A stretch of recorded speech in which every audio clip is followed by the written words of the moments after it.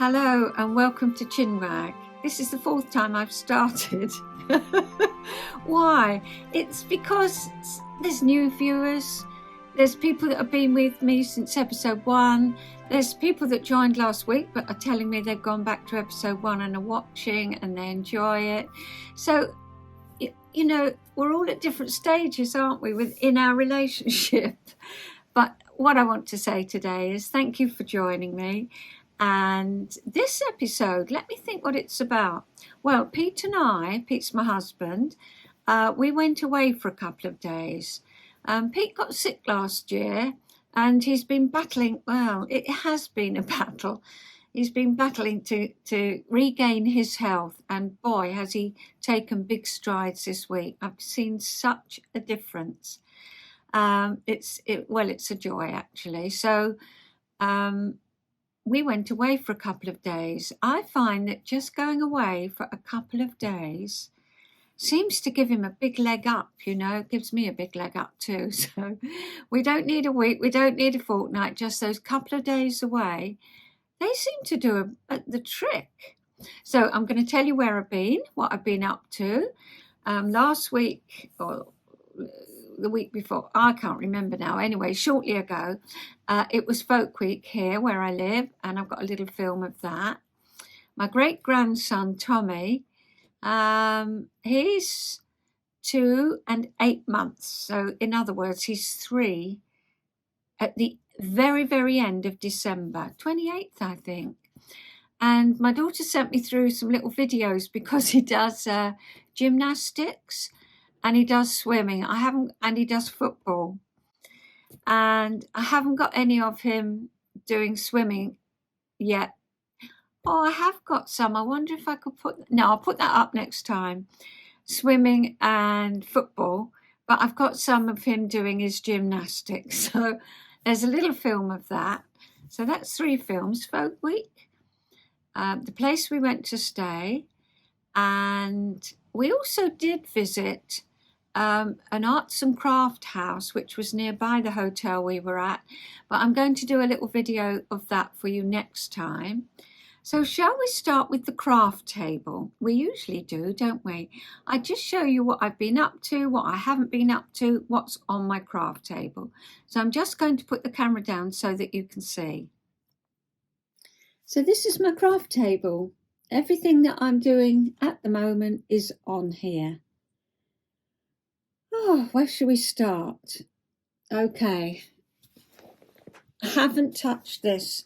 The weather in England, the weather in the southeast of England, which is where I live, in the last couple of days, I think England's or Great Britain's had a bit of a stormy weather. We haven't at all. We had half an hour wind and that was it. Bit of rain yesterday, and it's just been the whole of August, warm and sunny. And this is my jumper, and I haven't touched it, so I'll show you that next time. Hopefully I want to I've done the back, the front, the sleeve. I've just got the last sleeve to do, so next time I see you, hopefully I'll show you that finished. That's my goal.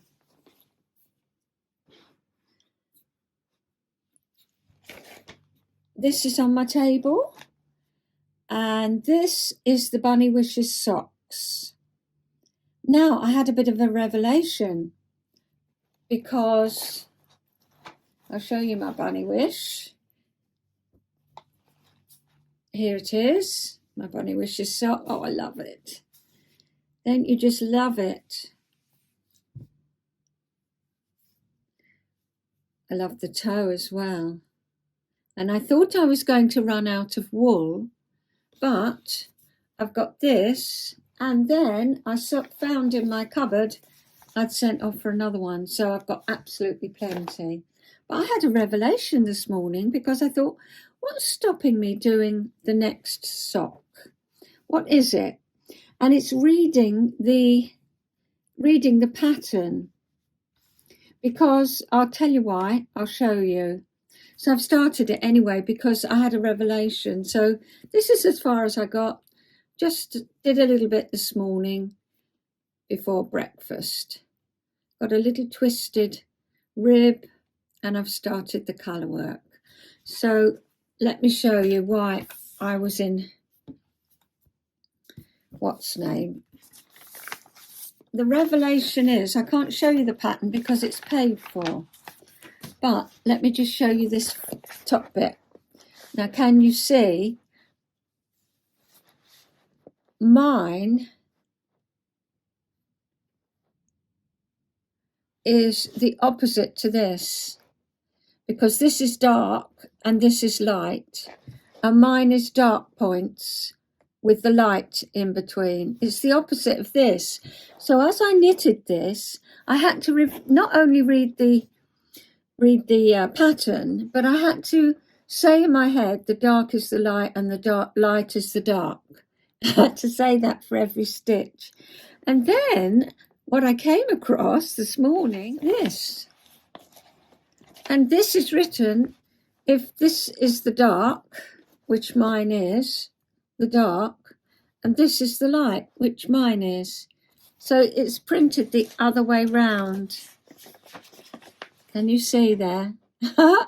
So simple, but what a difference it's going to make, and how thoughtful of that provider, Great Owl Knit, Sarah Kelly. So I thank her for that. Let's get this out the way. So now I've got the pattern in the right colours for me. I'll be able to just, hopefully, when I've got quiet time, because it does need the quiet time, I'll be able to get this one finished. Once I've done this pattern, it's 48 rows. I'm playing, it's home sailing, isn't it? But I just need, I mean, there's only 84 stitches in this. You go down to 72, but she increases because this might pull it in a bit. It actually fits Pete very well. So I'm on the home run with my Bunny Wishes socks.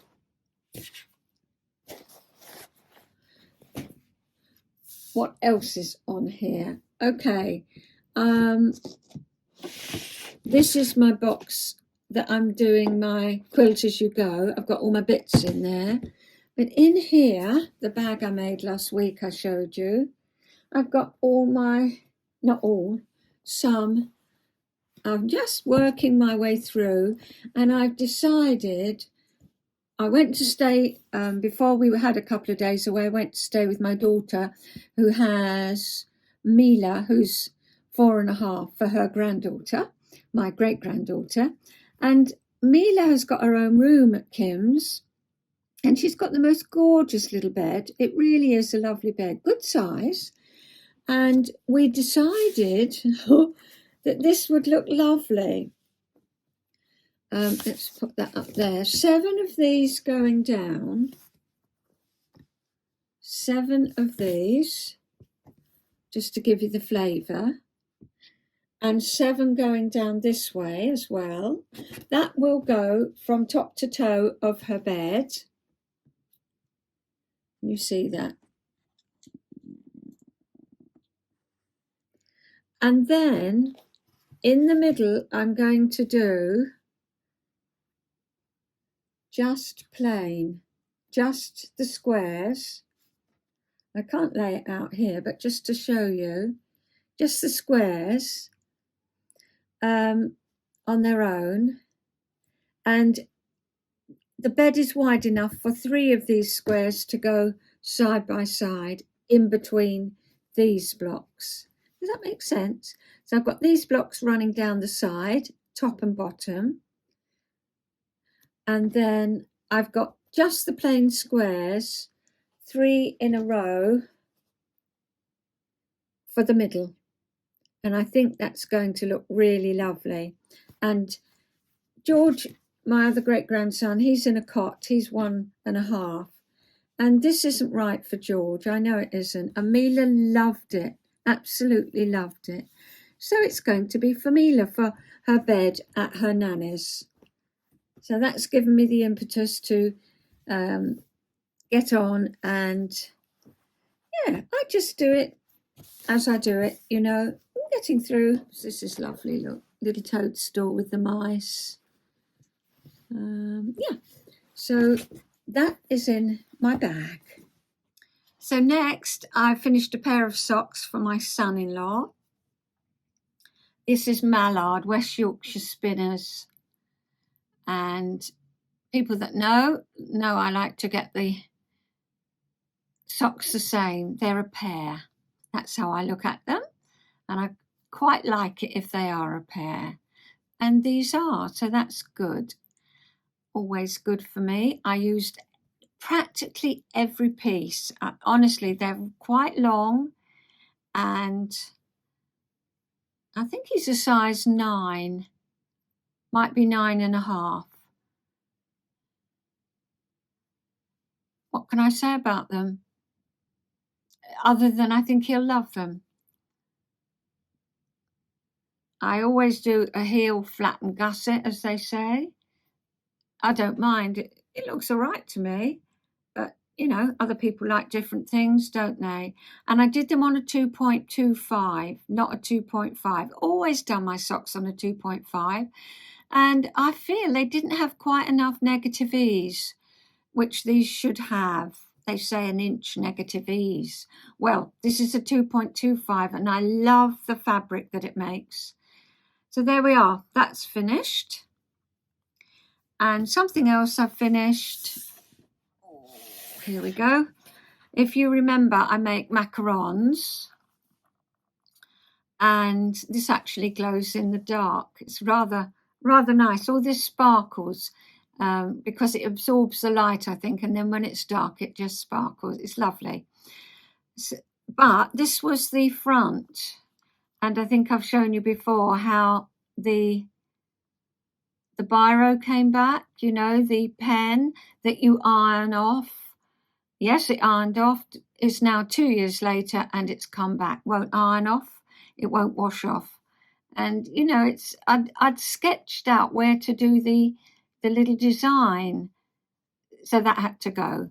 So I thought, right, let's do this. So I undid it and I've made a new one, new side. Little watering can, a bird with a little flower, and just a few little French knots for flowers at the bottom. Oh, a couple of bees there, isn't there? So that's what I did. I thought, come on, let's get it done. So that's another little job, as my mum would say. I find this size handy to keep my rings in, if I go away, rings or a necklace. It's beautiful. So that's good, the socks and that. And then what is here, I want to knit myself another shawl.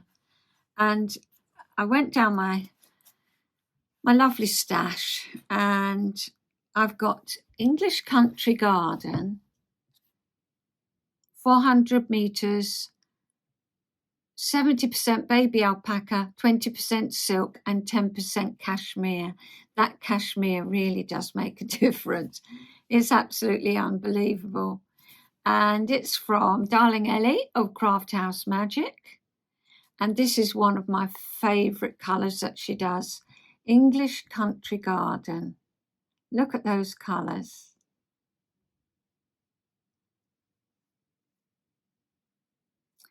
So I thought, come on, it's time to get that out. And in between knitting my bunny wishes, I want to finish my jumper.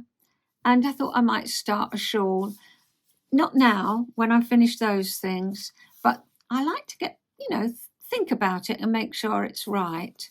So I want to use this. And then I've got these as leftovers. They're all the cashmere and silk, So I've got that colour and that colour. They're all bits left over from shawls that I've knitted for the family. This colour, which is gorgeous. If I put that with that, I think they go nicely. And then this colour, this again is cashmere and silk. And this, lovely little bits of pinky and mauve in. And then a brown. I think these are Ellie's. They're sand. Oh, I forget the colours. But I knitted my granddaughter a shawl. So yeah, I thought they would go nicely for stripes and things. I know what one I'm doing. I'll show you that when I've decided and when I've started. That's my craft table. Well, that took longer than expected. I'm going to sit in a comfy chair now and I'm going to have a chat with you about something else. That's better, nice and comfortable.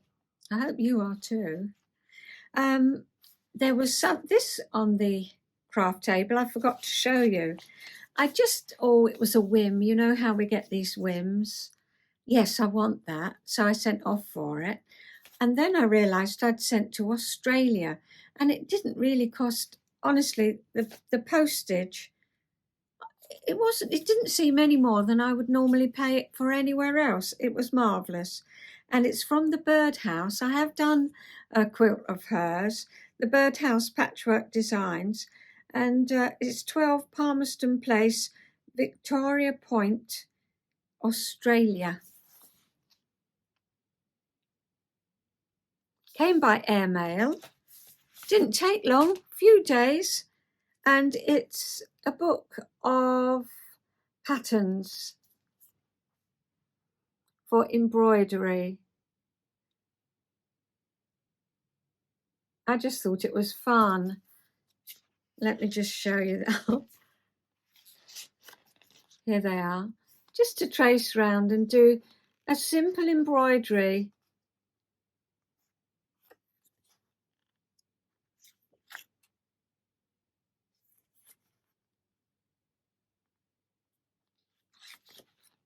I like the elephants. There's a lion. Here's the elephants with a little mouse on. So very simple line drawings, which I can't do because I can't, I'm not good at that.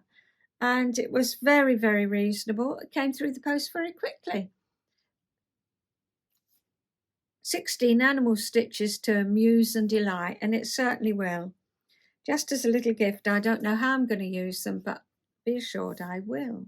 That reminds me, my friend Heather, who writes the poems. Oh, that's two things to tell you about Heather. First of all, last week I read the poem about the mould, and I was puzzling. I said, I can't believe this, that where would you get even the title about a mole? And of course, she has a darling friend, Jan, in London, and Jan is a keen gardener. And what happens to her? Yes, the moles strike. And just that day when Chinwag went out, she looked out of her window and there was all these molehills. I've got a picture of them. I'll put them up here. So I thought that was really funny. And I did say Jan had a bit of a temper. And I know Jan in real life hasn't got a bit of a temper at all, but she just doesn't like molehills over the lawn. And so hence the poem. So that was where that came from. Now, what else was I going to tell you? Oh, there's something else, wasn't there? Will I have to listen to the video back to remind myself? Well, I tell you what, while I'm remembering, I'm going to put up here just the little film of Folk Week, the sing song in the pub. Then I'll come back and we'll have another chat. See you in a minute.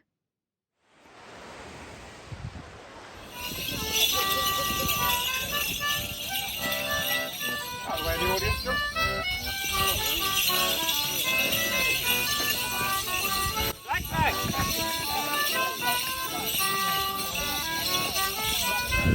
Since we trusted all in Providence, and so will we yet. It's a great big shame, and the sheep belong to me.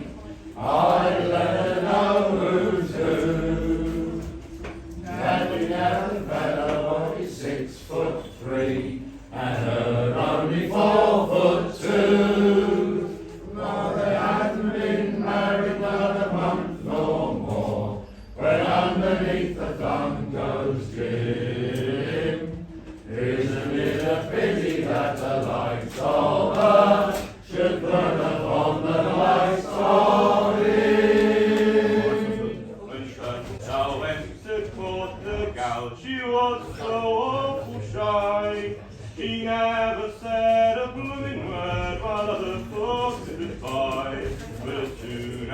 we were on our own, but she made me name the day. Now listen close, I'll tell you what her daddy used to say. Treat me not a decent, don't do her any harm. And when I die, I'll leave you both your tiny little farm. Me cow, me dinky sheets, me goat, me stock, me fields and barn, and all the little chickens in the garden. Like yonder river would I glide to where my heart would be. My bark should soon outsail the tide that hurries to the sea. Row on, another day may shine with brighter light, like blinding oars and pull away. There's dawn beyond the night, and yet a star shines constant still through yonder cloudy sky, and hope that's bright my bosom fills with faith that cannot die. Row on, another day may shine with brighter light, like blinding oars and pull away. There's dawn beyond the night. Row on, God speed the way. Thou must not linger here. Storms hang about the closing day. Tomorrow may be clear. Row on, another day may shine with brighter light, like blinding oars and pull away. There's dawn beyond the night, like blinding oars and pull away. There's dawn beyond the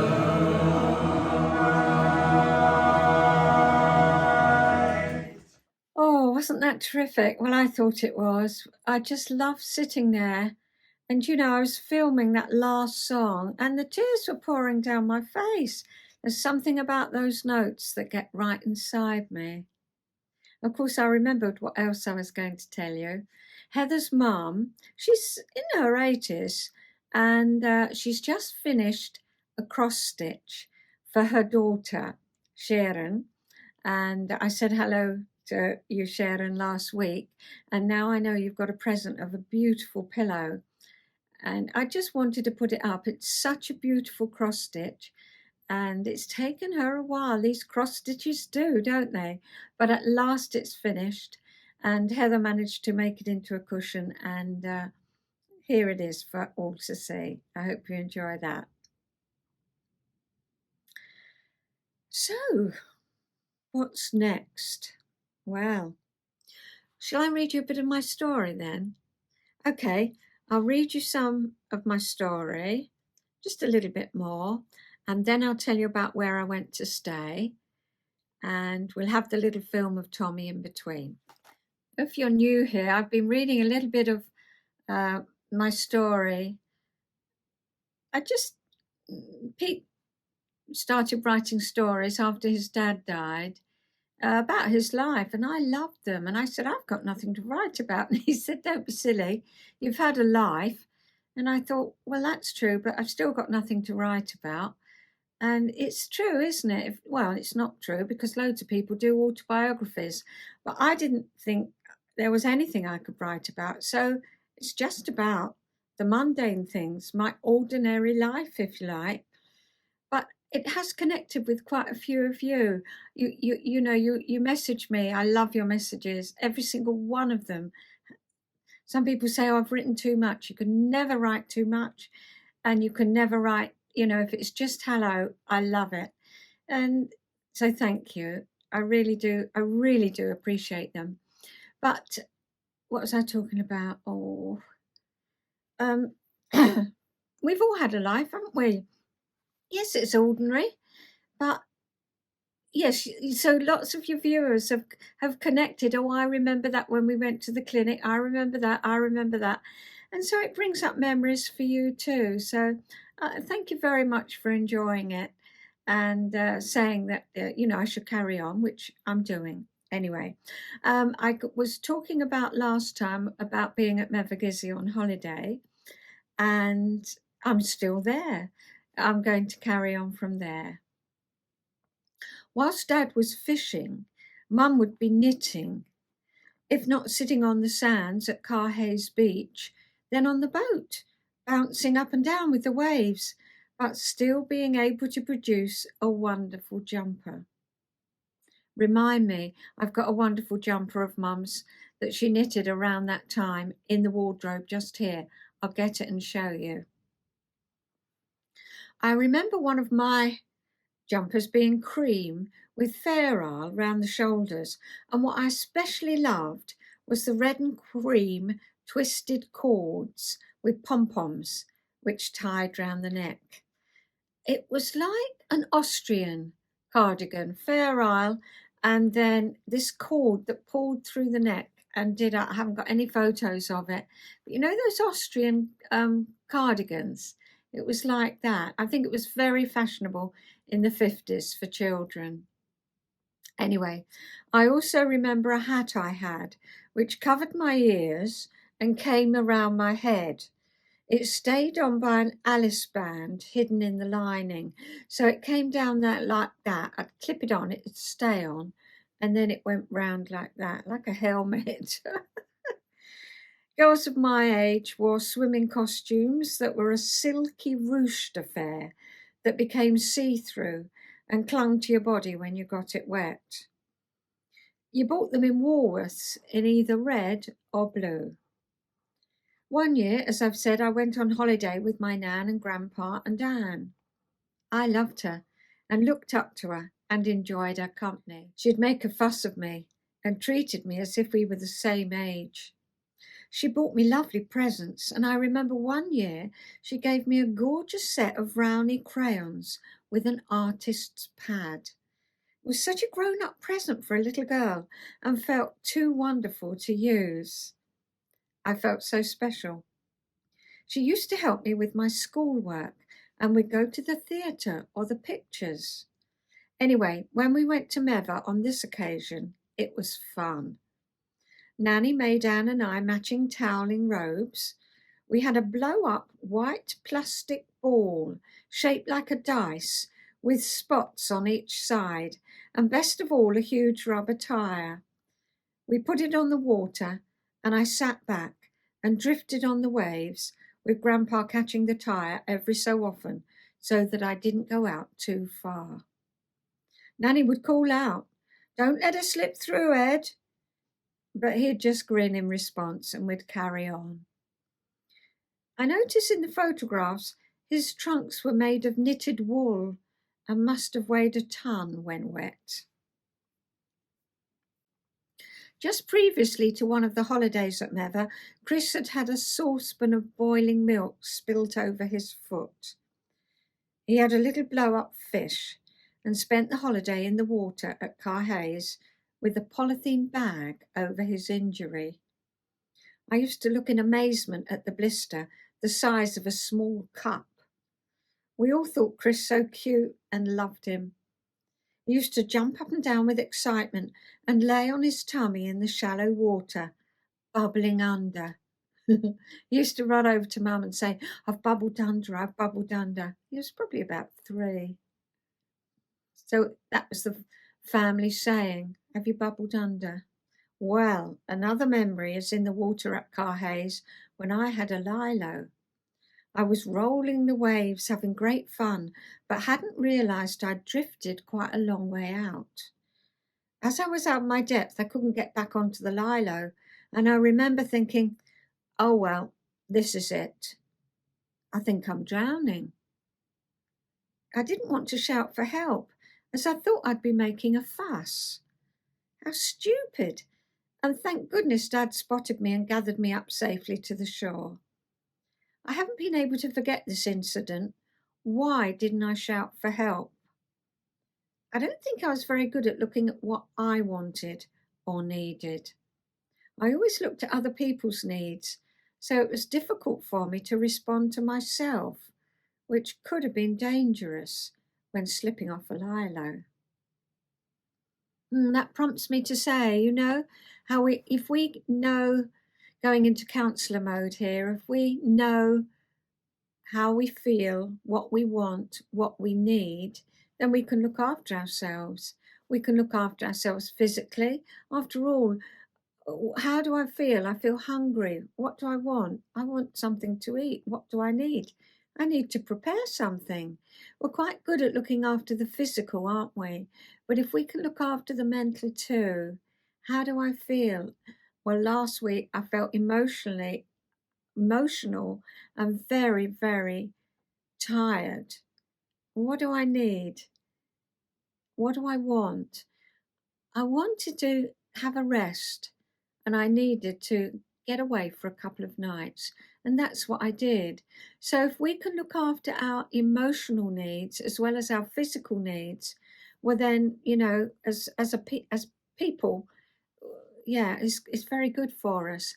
Of course, a lot of people think that's selfish. Or if I say, what do I need? What do I feel? I should be thinking, what do others need or feel? But of course, it's rather like being on the plane, isn't it? Take the oxygen first, then you can help others. Pete needs my help. He needs caring for. Well, I went away for a couple of nights. He did too. And we both come back feeling much better. If I'd have struggled on and thought, oh no, then it may have compounded and got a lot worse. So what I'm saying is it's not selfish. To think of yourself, to think what you need is not selfish. I had a bit of washing machine head this morning as well.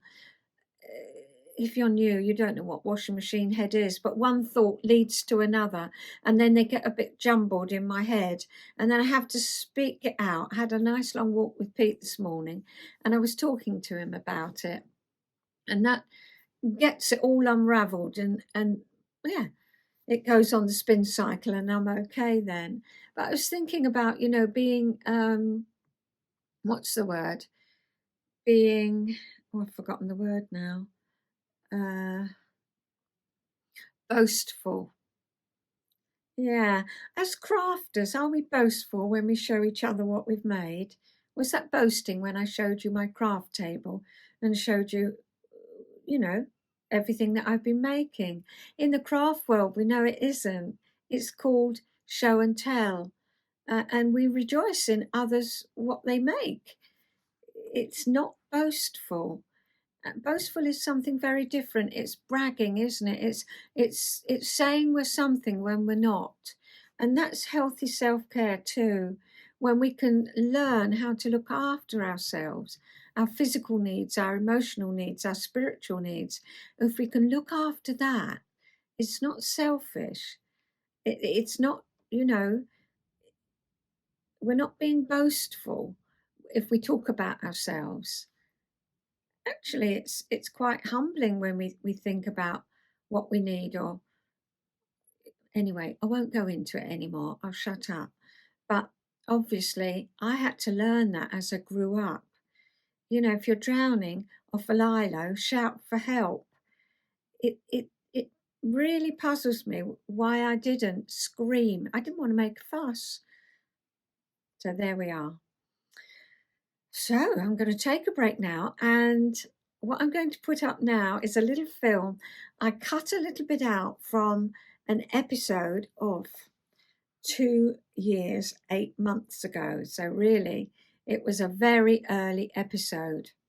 And I just cut a little bit out when my granddaughter and my daughter came round and brought the baby round. I think he was a day or two, no more than 2 days old. and it was all very, you know, they had to do a test for COVID outside, and they were very good and did that for us and came in. It was all clear, and we had a hug. And then I put up how short a time it seems and what Tom is doing now. So I'll come back and say that in a minute. Say hello. No, I'll see you in a minute. Oh, you want to see the little darling. £6.12 he was. Oh, look. Here's little Tommy. You're seeing him the first time with me. Look, here he is. Oh, he's... Oh, let's take this off. Oh, darling wee boy. What a darling wee boy. Oh, how absolutely gorgeous. You see? It's Rodney and Del Boy, isn't it? I said that. Oh, are you all right sitting down? I know that feeling. Yeah, it's that horrible Oh. feeling. It's a baby. It's a baby. Oh. We did it. We're going to say cheerio now. Bye.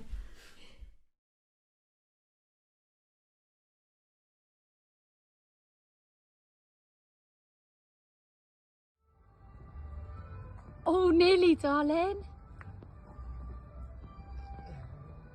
Yeah.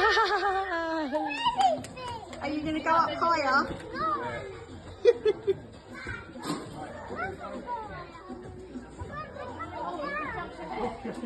Are you going to go back up? I'm going down.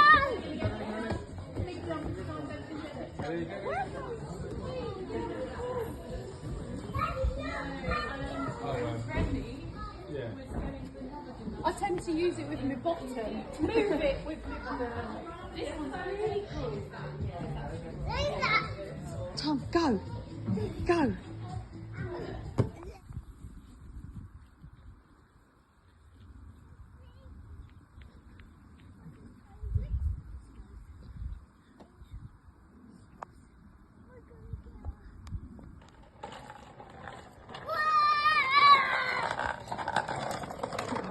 It seems like yesterday that I was just doing my chinwag episode and they brought Tom round from hospital, you know, to say hello, and it just happened to be on film.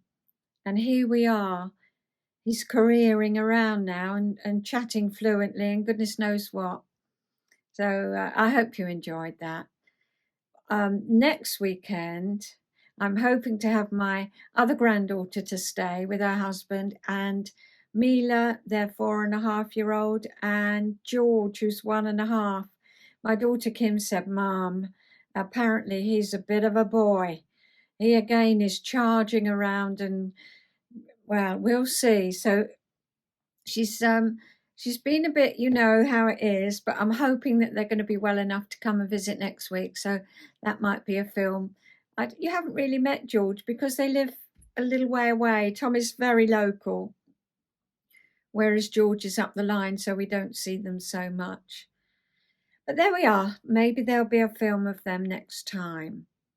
So let me show you Mum's, what I was telling you. These were what Mum knitted.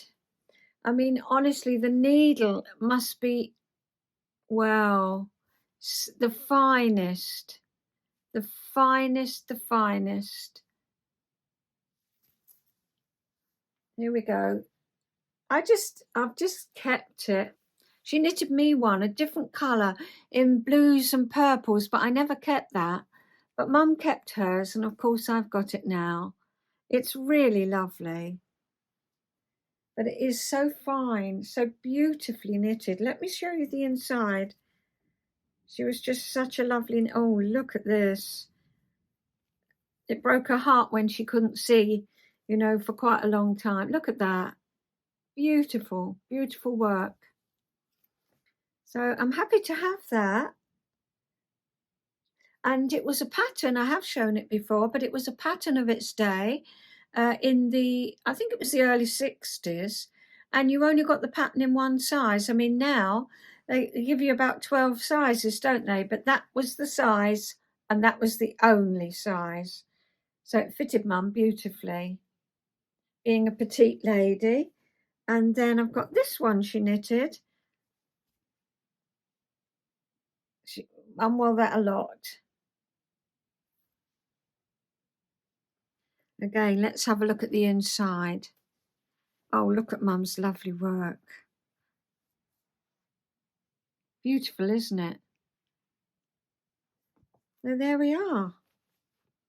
I shan't wear them, and I shan't cut them up. I should just keep them. They're from the early 60s. I know it was 63 when Mum knitted mine, so that's, yeah, they go back. So let me tell you where we went to stay. It's in Sussex. It's Gravetye Manor, and it was built in 1598. Richard Infield, he was the son of a local Sussex family. He wanted to build a house for his bride, 17 bedrooms, so not the usual house, let's say. Her name was Catherine Compton. And if you look out on the video, above the door, Pete is standing there in his sunglasses, but either side there's an R and a K. That's their initials that were put there in 1598. It was the most restful place, honestly. I can't tell you, as you walk in, it's just so restful, so beautiful. Well, William Robinson, his initials are on another door. You'll see that at the end. He was known as the father of the English natural garden. And he created the garden around this beautiful manor house much, much later in the Victorian times. In Victorian times, planting was very, regimented. And this guy, he was Irish, and he used to write about gardens, and he came over to live in London, and he made quite a lot of money with his books. And then he bought Gravetye Manor, and he started on the gardens, and he created the English natural garden. And he's got 1,000 acres of parkland because over the years he gradually bought the farms up that were around it. So Gravetye Manor was built for love in 1598, and it's got that feeling about it. It's been loved all the way through. In the Second World War, I know Canadians, soldiers lived there, and they dug up a lot of the garden and planted potatoes and leeks. It now takes £50,000 a year to maintain the gardens, and they've got 8 full-time gardeners there. There's a beautiful kitchen garden. They've just finished restoring that, and they're working on all the gardens because over time, they went into not derelict, but disrepair. So they're bringing it up now. Yes, William Robinson in 1885. He was the gardens were originally created by him, and now considered one of the most important historic gardens in England. Today, Robinson is best known for his concept of the wild garden. Well, it's very fashionable now, isn't it? It celebrates nature rather than controlling it. He introduced the idea of the modern mixed border and popularised commonplace items such as secateurs and hose pipes. We think they're just commonplace, don't we? But yeah, he made them popular. In many ways, Robinson created modern gardening as we know it. And he bought Gravetye Manor to put his ideas into practice. So it changes very much with the seasons, and we look forward to going back in a different season and seeing it differently. Of course, height of summer at the moment. So that's the film at the end. So watch out for the initials. In one of the bedrooms, they do actually have carved around the fireplace their faces of Richard and Catherine. Our bedroom just had, I don't know, did they have cherubs? I think they were. I did ask if it was them, but it isn't. I show you a photo of that, and I show you the kitchen gardens, the gardens around, and just some photos of holiday photos. So thank you very much for joining me. Whew, yes, I hope you've enjoyed it. A little bit different every time. It is a bit different, isn't it? Just don't know. It depends what I've been doing. I'm rambling, I'm waffling. So I'm going to say cheerio. Please take care. I'll see you next time. And I hope the weather's good where you are. It looks a good week ahead for us here in the southeast, but I know in parts of the world you've had storms and goodness knows what, floods. So yeah, take care, whatever and wherever. Bye-bye.